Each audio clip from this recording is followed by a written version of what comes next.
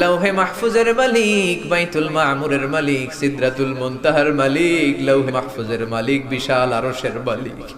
তোমার আকাশ বাতাস, তোমার চন্দ্র সূর্য, তোমার পাহাড় পর্বত আরশের তুলনায় আমাদের হাত দুইখানা বড় ছোট্ট গো আল্লাহ। ছোট দুটি হাত পেতে বুক ভরা আশা নিয়ে তোমার শাহী দরবারে এই গহীন রাতে তোমার পেয়ারা বান্দাদেরকে নিয়ে ভিক্ষুকের মতো, নাদানের মতো, মূর্খের মতো হাত তুললাম। আমাদের হাত দুইখানা কবুল আর মঞ্জুর করে দাও। আকাশের নিচে জমিনের উপরে আমাদের চেয়ে বড় কোনো গুনাহগার আর দ্বিতীয়টা নাই।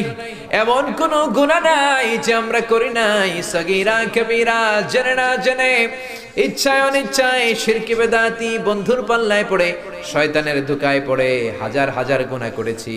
তোমার দরবারে আমরা ক্ষমা চাই, তওবা করলাম, আর জীবনে গুনাহ করব না।